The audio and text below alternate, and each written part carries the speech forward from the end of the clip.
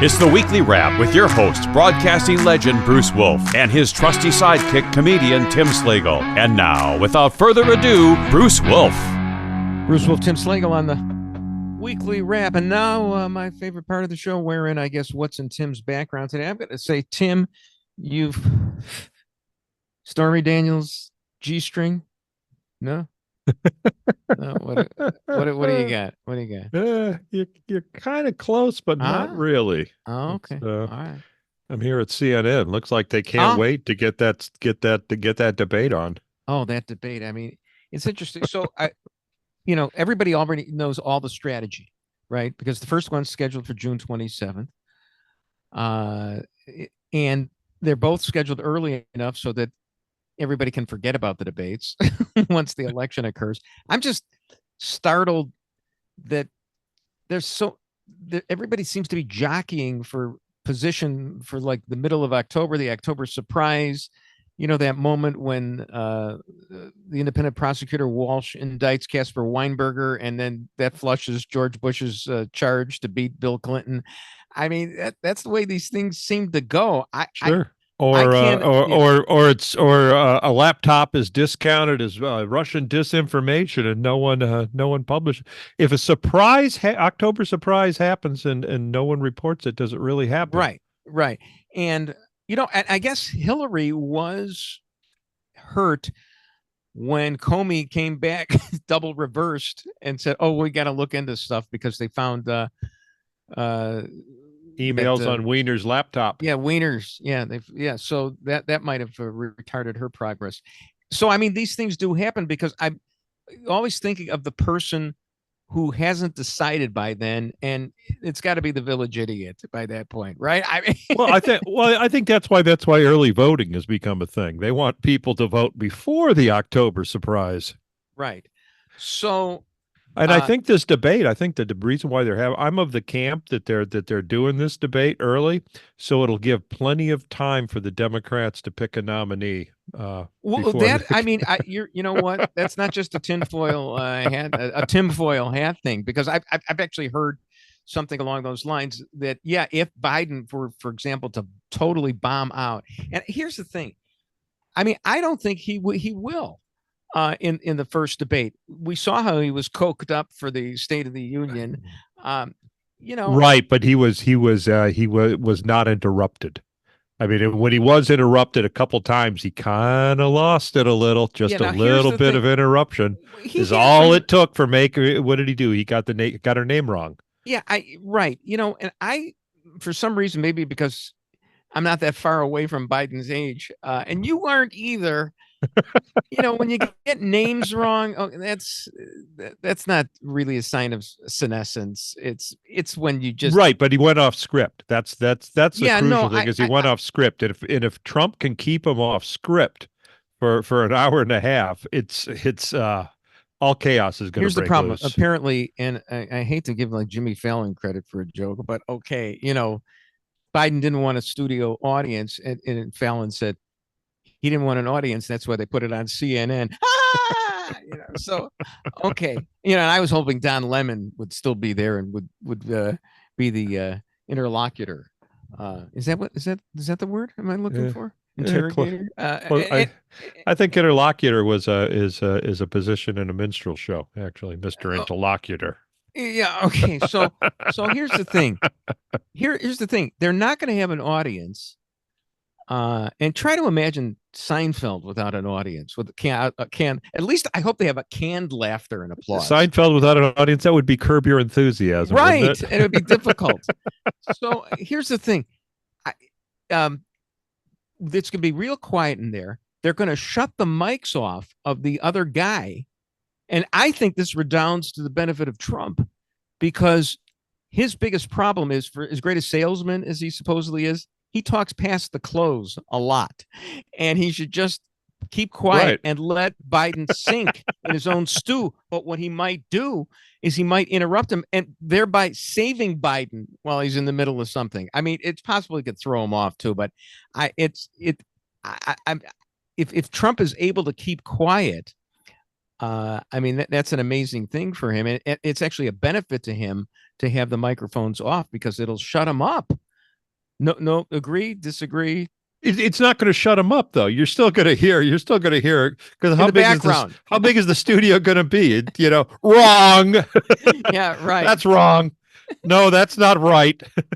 Which will be funny. You'll be straining, to hear what Trump is saying off mic. Yeah, no, that'll be funny. I think what happened backstage, here's what I think would happen. It's like, what are we going to do? Biden won't step down. Jill won't let Biden step down. We all know Biden has to step down. There's no way he's going to do it. Oh my God. Now he wants to debate Trump. Okay. Let him do it. We'll make it happen. Let him do it. Okay. So where were we? Let him talk. Yeah, let him talk. But look, I don't think, first of all, tripping over the names isn't that big a deal.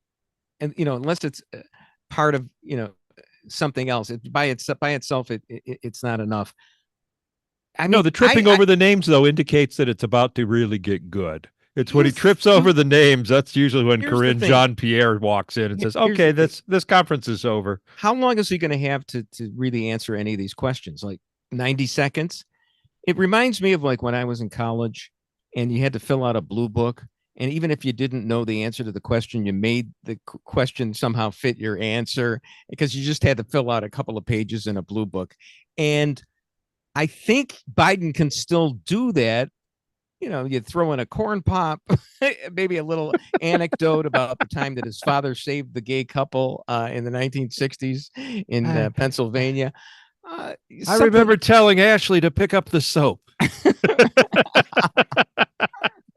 So I think he can get through it. And the bar is so low for him. If he just gets through it, he'll be okay. Plus, Trump doesn't have that great a command of the facts, because just the other day, Biden, I think 2 or 3 times in a row this past week, said that when Trump came into office, or when Biden came into office, the inflation rate was 9%, and that's totally wrong. But he just will say things like that, and Trump won't challenge him on that. I mean, wouldn't you just love Trump to say, Biden tells one of these folksy old stories, and Trump says, "There's no way your dad said love is love when he saw a gay couple on the corner. That just didn't happen, Joe. You're just hallucinating." How did you know Uncle Bosie was eaten by cannibals? If he was eaten. So I just, yeah. In any event, I'm just. It's going to be the highest rating that CNN has had in years. It's going to be gangbusters. I mean, they should make it like pay-per-view. I mean, it should be Netflix should get it and put an NFL doubleheader around it. I mean, and yeah, I don't. When at some point we will have presidential debates on Netflix. It's the NFL is going there. Why not? Why not do that? Let's see, who would be the moderator on the Netflix? The woman. Have you watched the series Marcella, this British cop, really pretty woman? Have you watched that series? It's the latest Netflix series. You're not there yet. I have not. Yeah, she would be good as the interlocutor or interrogator or whatever. All right. Yeah, who is that? Who is that weakest link host? That would be. Originally it was Regis Philbin, and that he would be appropriate. It would be appropriate to. No, that was Who Wants to Be a Millionaire. Oh, right. It was that link. Yeah, that British woman, that really cold British woman. Right. That would be. See, already I'm showing my senescence here. All right. So it would look like an episode of The Prisoner. Now there is a show on that is like The Prisoner. Now, on please, somebody call in right now, 591 rock 591 roll. Tell us what show is based on The Prisoner. I think it might be Sugar, if I'm not mistaken. Have you watched Sugar at all? I will now. I'm not sure if it was, but the people don't know exactly. The problem is all these shows wind up melting into one to me, so that my wife and I invariably turn back to this Harlan Coben based series, and we watch it for the 4th time. That's how bad things we can't tell what we've seen. Anyway, quickly on that New York Times Siena poll, which really looked bad for Biden, because Trump was leading not only in the South, in a lot in the so-called swing states, in the South, but he was doing very well, even among likely voters in the Rust Belt. That's Sure. where Biden has to. I mean, he's got to win Pennsylvania. Your view Sure. of this poll? Well, it was funny. I think it was Jake Tapper. I could be wrong on this. Actually, said, "Well, those New York Times polls skew towards Trump." Where does that come from? I don't know. And Jake Tapper is going to be one of the interrogators at the first debate, so we can trust Jake Tapper. And here's the funny part: is after this poll comes out, and 2 days later, the stock market breaks 40,000. Coincidence? Yeah, right. So there you go. Yeah, I don't know. It's all my betting poll. You know that I like the betting poll. The betting odds polls. Trump is up by 7 currently on betting odds. Okay, but a few weeks ago, Biden was leading. Yeah, for a moment, Biden was up by 1 or 2, but it's now clearly Trump on the betting odds. Okay, well, we'll take that, and it'll help us with our cleansing breath between segments here. Bruce Wolf, Tim Slagle on the Weekly Wrap.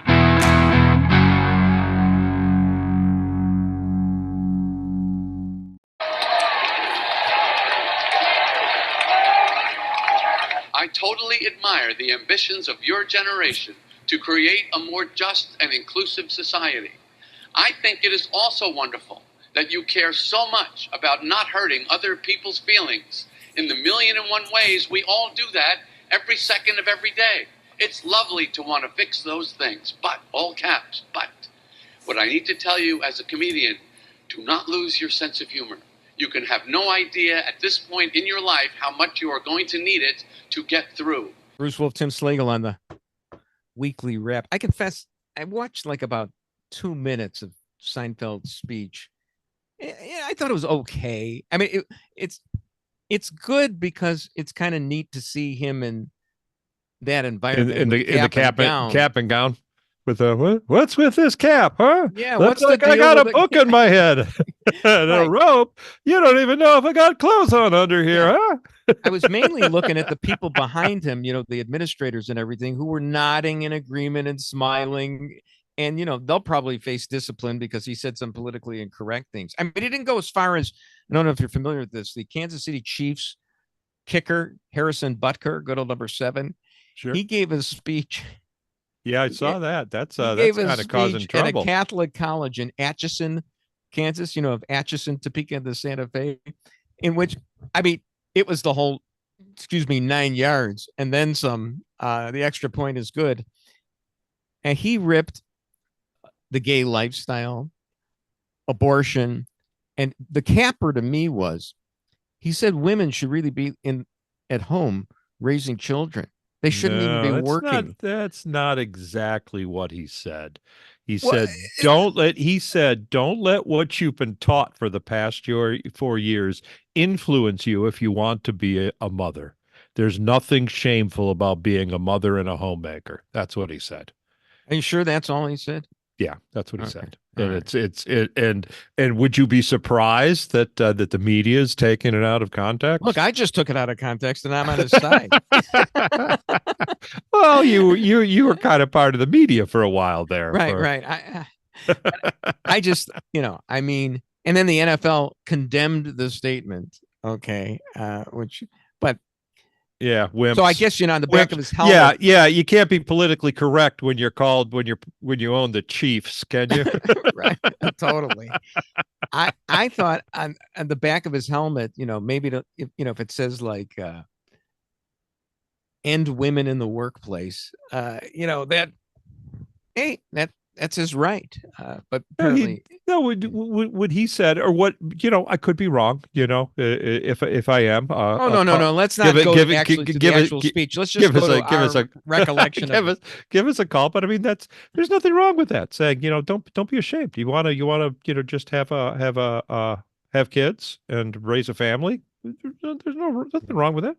And you'll be a very smart mother now that you've graduated. Look, I think Nancy Pelosi really didn't start her career until after what her husband laid millions of dollars or something. I can't remember.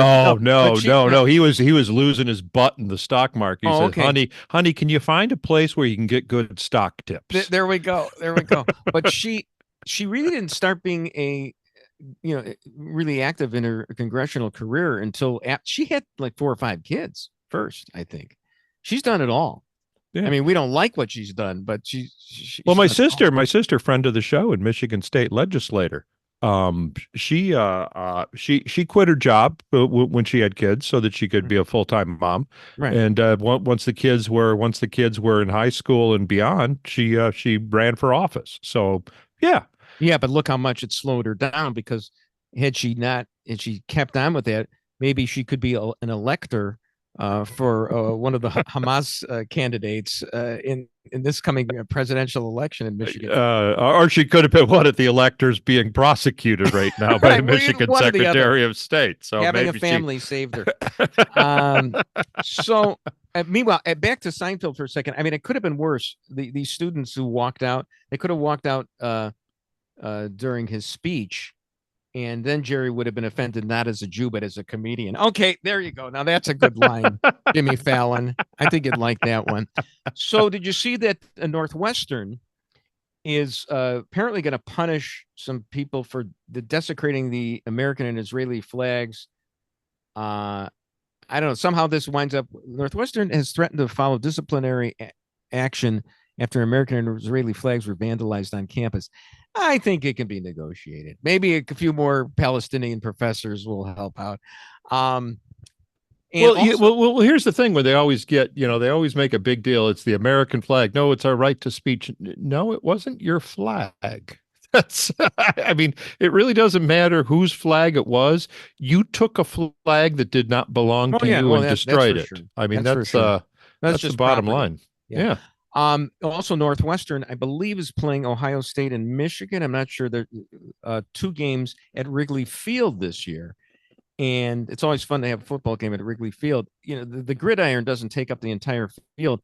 I was hoping that at least the part of the field that's not used for the gridiron will be given over to Hamas protest groups. And they can negotiate that one down. You know, like, you guys get off the field, we'll give you tickets to, a weekday Cub game, not a weekend Cub game, but a weekday game. I might enjoy camping in Wrigley Field. I might actually change my stance on the Gaza.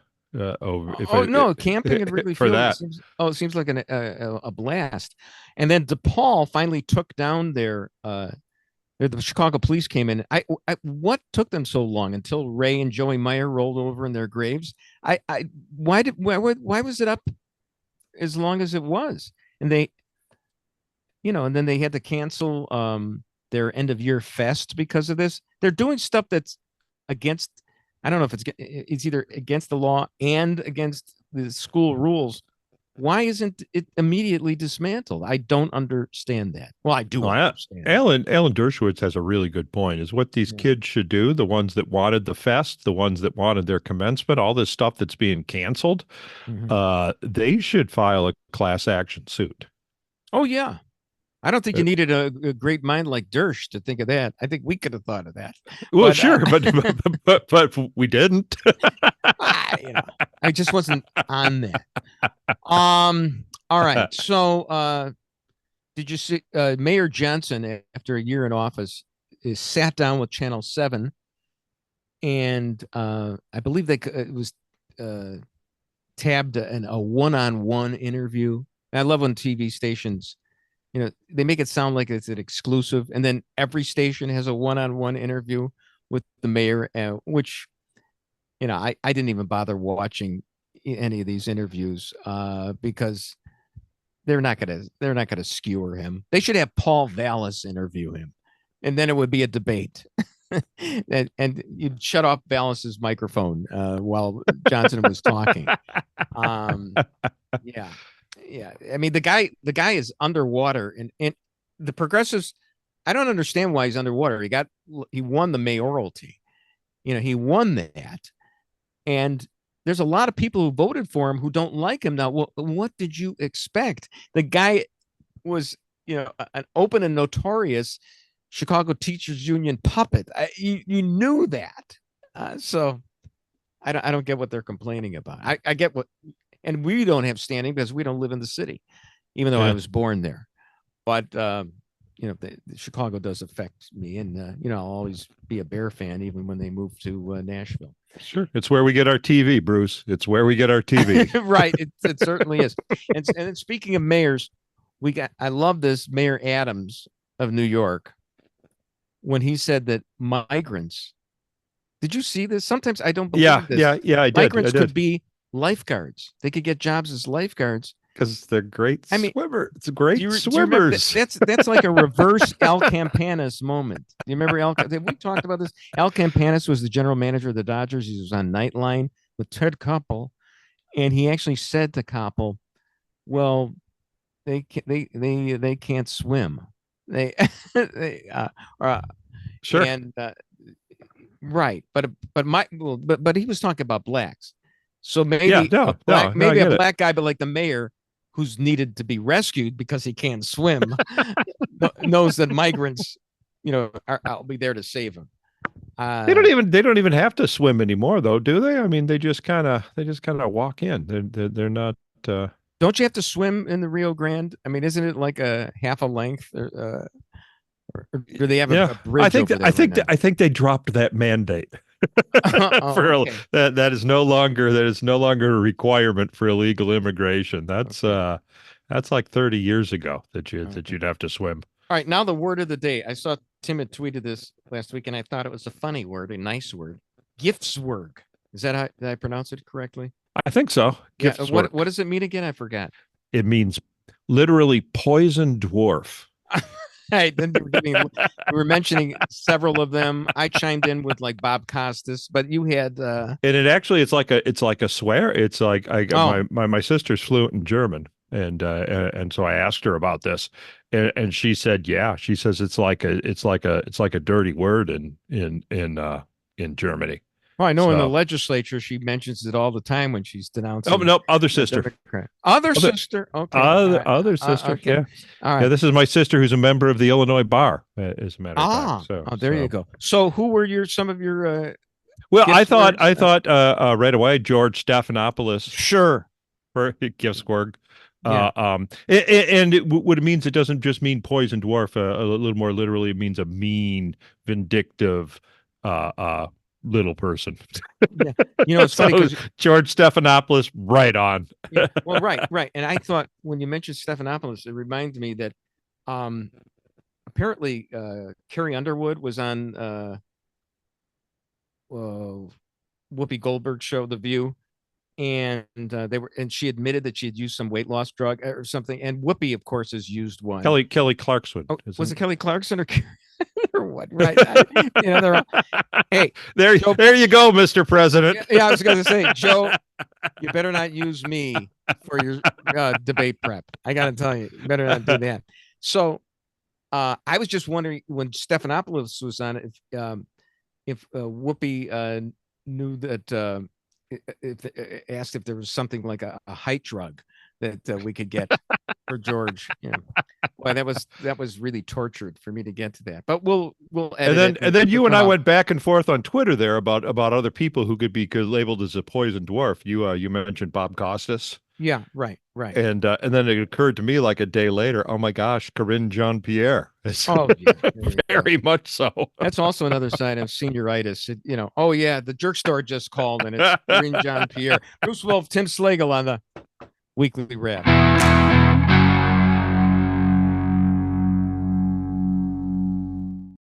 We have to know that sometimes people will open the door for you and leave it open. Sometimes they won't. And then you need to kick that door down. Bruce Wolf, Tim Slagle on the Weekly Wrap. Hey, Selena Meyer was the vice president. She swore all the time. It's like, every other word. So, Selena Meyer. She was Julia Louis-Dreyfus.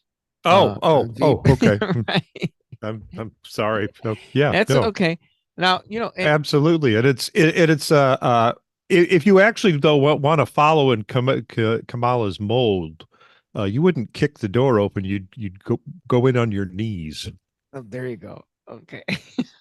That's all But you need to do. I don't mind fictitious characters being referenced, but the liberals seem to, because Trump, I don't know what the context was, but the other day he praised Hannibal Lecter. Okay. From the lectern. He did it. And he was like a neat guy or whatever. And people got all over him. And I mean, the problem is it was a fictitious character, right? Was there really a Hannibal Lecter? No. He was essentially he was revisiting the joke. I'm having a friend for dinner. Exactly.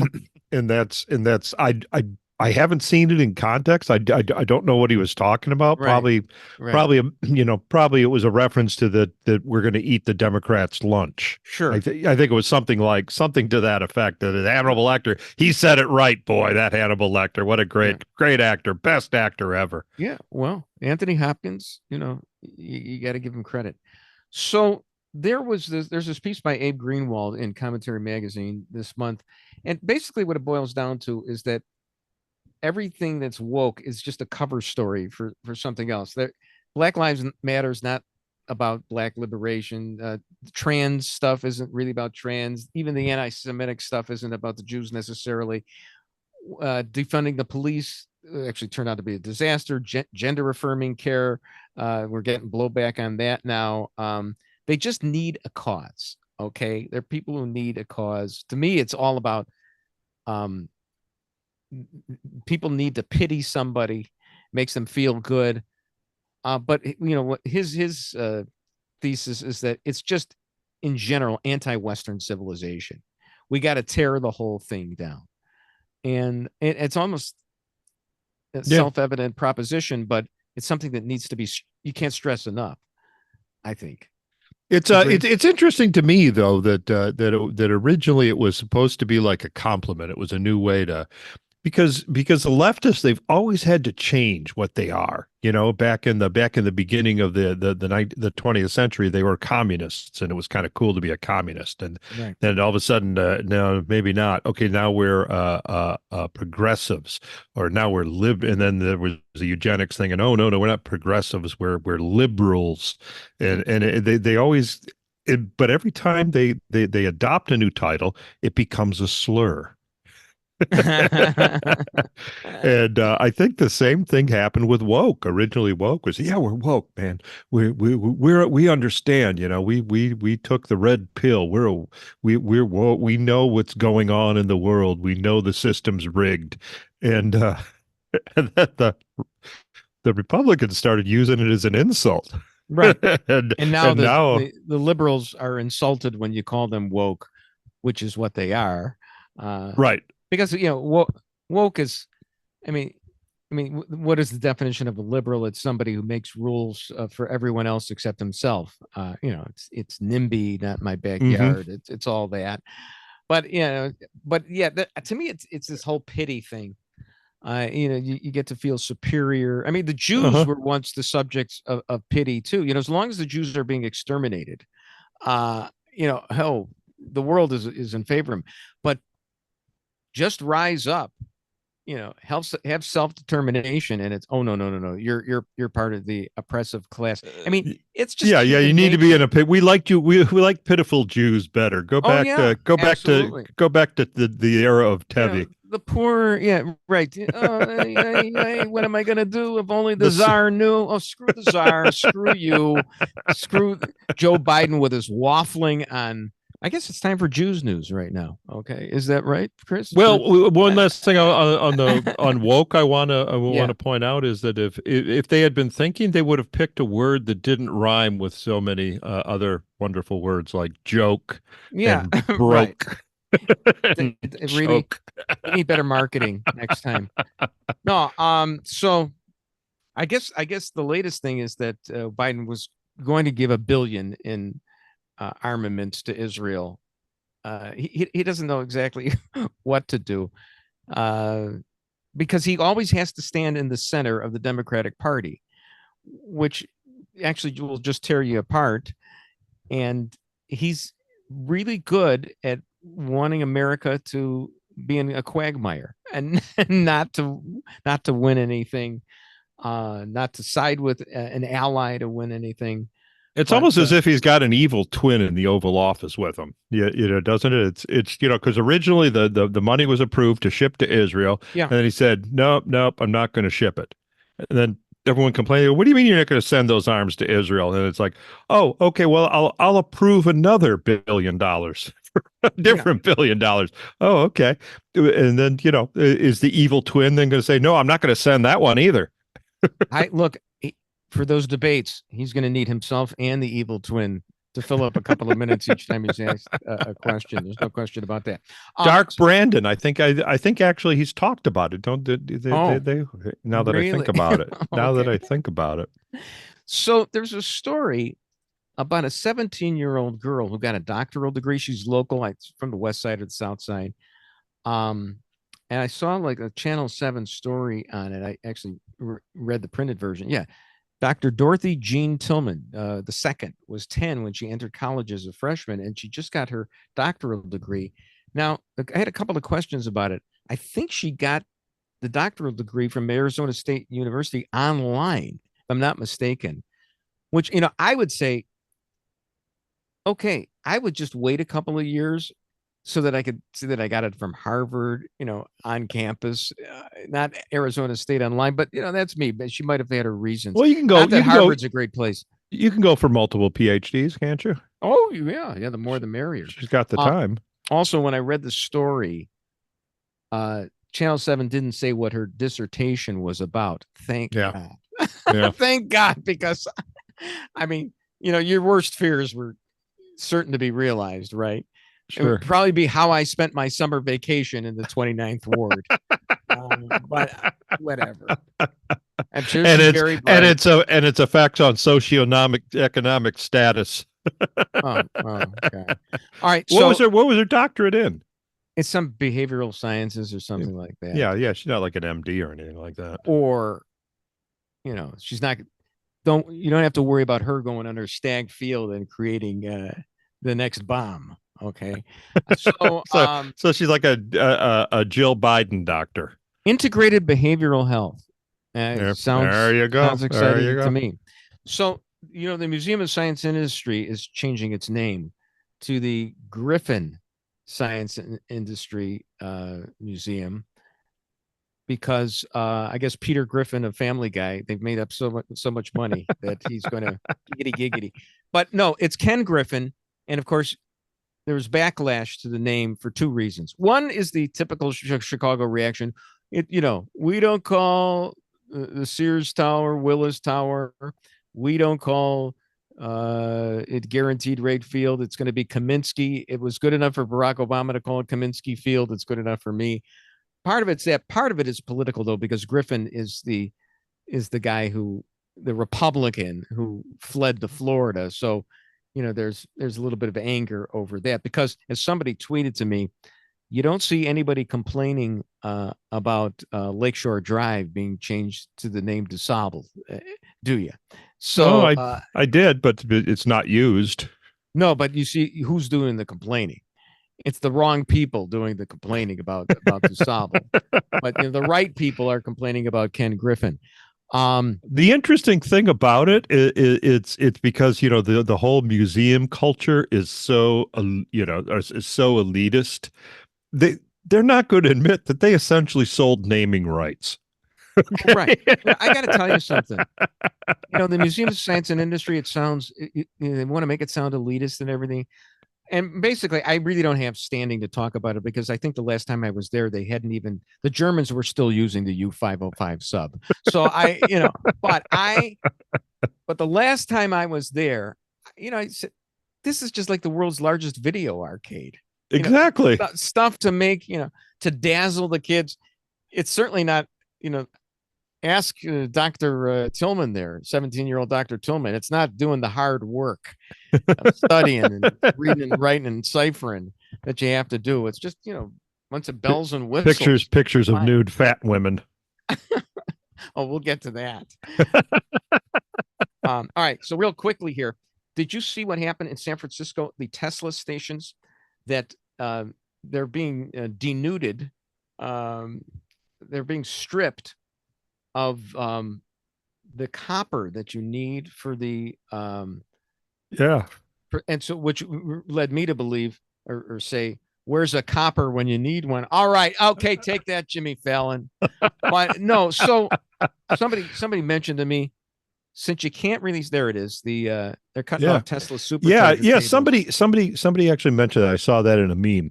Is it said, don't let anyone tell you, wait till people find out there's $300 of copper in this Tell me cord. about it. Somebody said to me, since you can't saw off or steal a catalytic converter on a Tesla and sell the metal on the black market, this is the next best thing, obviously. So thank you, Elon Musk, for your contribution to that. Bruce Wolf, Tim Slagle on the Weekly Wrap. I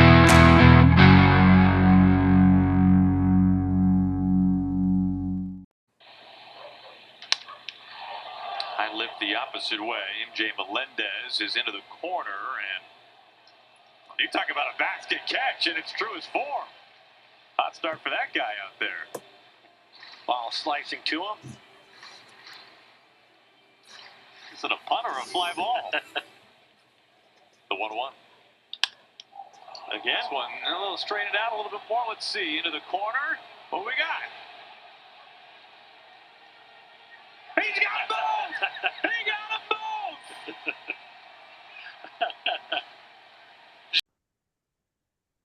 Bruce Wolf, Tim Slagle on the Weekly Wrap. I mean, that's really something to get 2 foul balls in a row. I wonder how that compares with the chances of a guy named Steve Bartman wrecking the Cubs' chance to end a 95-year World Series drought. I mean, what are the odds of that? But yeah, Bartman didn't actually catch it, did he? Neither did this guy catch the second one. Well, he got one. 2 baseballs out of it, which is simply amazing. Simply a good seat. Amazing. Yeah. Oh yeah. Look at all the people there though. It's it's it's kind of like at the end of the season for White Sox. It's pretty much guaranteed if you're there in left field, you're going to get them right now. I guarantee. And a ball goes in, and you're there. You're going to get it. There's probably the odds are good this year that somebody will catch 2 successive home run balls on pitches at Kaminsky Field. Speaking of baseball, well, let's go back to this Tesla charger thing. I would be remiss if I didn't let you have the final word on this. Well, a couple things. Do you know if you have like a pre-1985 penny, there is 3 cents worth of copper in that penny? Oh my goodness, that's great. So a 1909 SVDB penny is worth $10,003 cents. No, but I mean the majority of the pennies are they're just junk. It's like, no, there's valuable copper in there. Oh, that's great. And the other thing, the cutting off the Tesla cables, what it reminds me of, it's a Chicago story. Do you remember the Skyway when it was built, like in the late 50s, early 60s? Okay. It had this beautiful modernist look. They put these long, elegant aluminum rails all the way along the Skyway. Do you remember this? This was right about when I moved to Chicago. Okay. And we weren't allowed to go near the Indiana border, so but tell me about it. I heard stories. Yeah, so the Skyway had these beautiful guardrails, just beautiful round aluminum shiny guardrails, and somebody figured out that you could cut those off with a chainsaw. And suddenly every morning you'd make the drive and realize there were a couple more guardrails missing. Where's the pawn shop that's going to take it though? That's what. Yeah, but. Hey, I don't know about the distribution of stolen goods as much as I should know. So you don't have any like you said, catalytic converters. It's someone's taking them. Oh yeah. So let's go to talking about Rick Tellender, buddy of mine, Sun-Times sports writer, wrote a column. I didn't read the column itself because I read our tweets right now, but basically was saying you got to preserve the lakefront. You can't let the Bears build a stadium there. And I'm thinking, what if the Bears just threw in that they would provide a shuttle to the Morse Avenue beach for anybody who wanted to take a look at the lakefront? Maybe throw in, a nice packed lunch, you know. Well, the some vanilla idea wafers.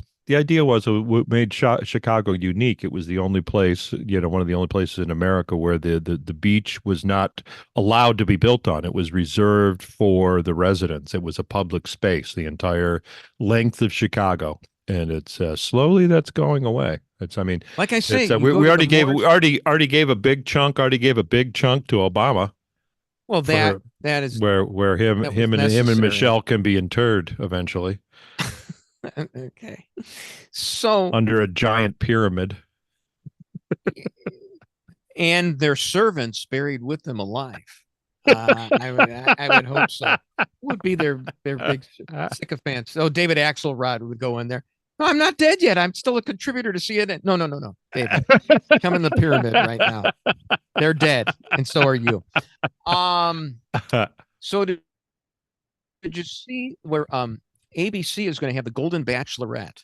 The Golden Bachelorette. I'm thinking they're going to run it on Channel 7 at 4:30 in the afternoon. It'll preempt the Channel 7. I thought they already did this. I thought they've already. It's actually run its course.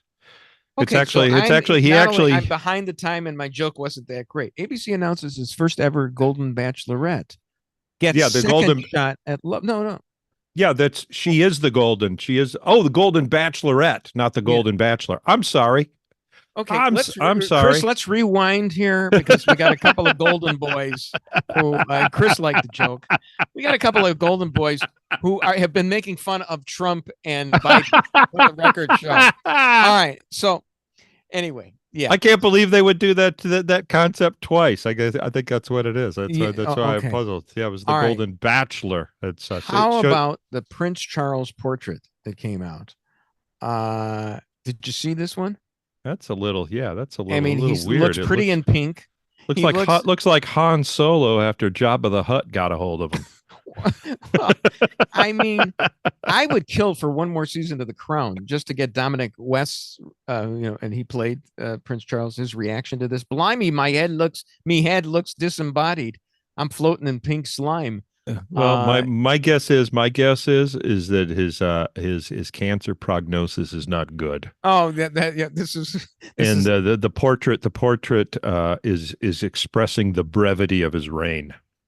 Wow, that is heavy, man. Oh, I feel like I'm in a coffee shop in the 1950s right now. Yeah. Did you see if you do a reverse image and stick the two of them together, you can see Satan's head? Yeah, right. It's almost like playing a heavy metal album backwards. So. Oh man, you're blowing my mind right now. Who needs Timothy Leary? Meanwhile, there is this Native American who had worked for the Chicago Blackhawks. They had hired her for like outreach to like the real Blackhawk community because there's some sensitivity about the Blackhawk name, Chicago Blackhawks name. See, I thought for sure that the $24 gift certificate to Hawk Quarters that John McDonough gave the Blackhawk tribe would have bought them. But no, this Native American woman who worked as a cultural advisor to the Blackhawks has sued the team for sex harassment and fraud. One possible problem, I don't want to prejudge, possible problem is one of the Blackhawks' responses to this is, well, the people who harassed you didn't actually work for us.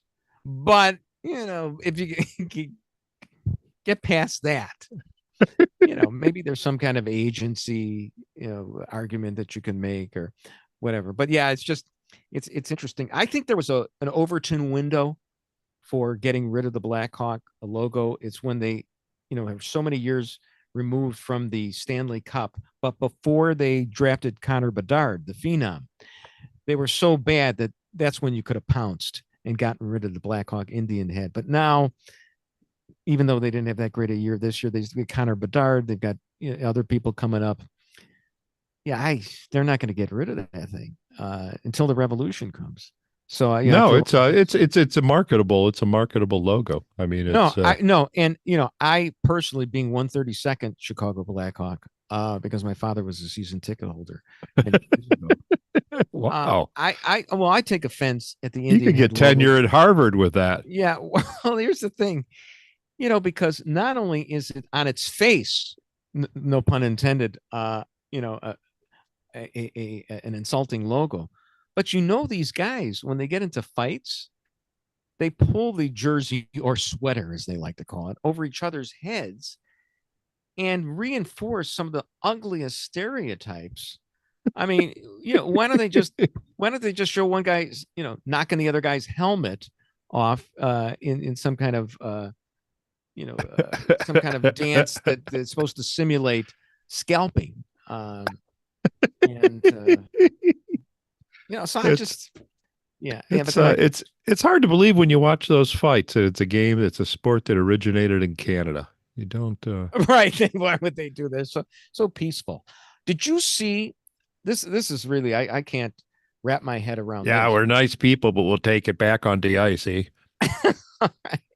So did you see that there's actually terrorist concern for the Pride Parade in Chicago? Pride Month is coming up, and they're worried about like ISIS-inspired terrorists. Not neo-Nazis, like, if you watch The Good Doctor, the terrorists would all be neo-Nazis, but they're worried about like ISIS types. Possibly, I don't care. There's no known threat. But here's what neo-Nazis are entitled to medical care too, because I'm thank you, doctor. Because I'm good. Thank you, Dr. Autism. So here's the thing. I thought 2 seconds ago that the Pride people and the Hamas people were one. Yeah. Now they're worried about them turning on them. Yeah. This is so Machiavellian. It's stay making off my head spin. Keep the pride off the tall buildings. Okay, we got to take one quick look. You always tell me if it's a fake thing. There's this so-called Sports Illustrated cover that came out of for lack of a better body term, positive, I think is the proper word on the cover. Body I don't know if Chris has this, but I mean, I've seen it. I'm not seeing it right now. No, he's not putting it up, but I have seen it. Yeah. I mean, let's put it this way. I think if I'm not mistaken, it's Christy Brinkley, and she's still a cutie pie, but I didn't realize she's now playing Ursula in the Broadway production of The Little Mermaid. So, yeah, I just. Well, she's not in that costume. Yes. I like the fact that Sports Illustrated is starting to put on real women on the cover, because it's for the first time, young boys enjoying that magazine. It's actually girls they might have a shot at. Totally. Right. Be realistic. I mean, it's look what Sports Illustrated and Playboy did to people like us. Not good. So thank you, Sports Illustrated, for that public service. What's interesting is that you've got the normalization of obesity, actually the celebration of it. But meantime, everyone's taking Ozempic, right? Whoopi, Bruce Wolf, Tim Slagle on the Weekly Wrap. And that's the Weekly Wrap on radio and television. Follow Bruce at Bruce Wolf Shy on Twitter and Tim at timslagle.com. The Weekly Wrap with Bruce Wolf, a CP Pods production.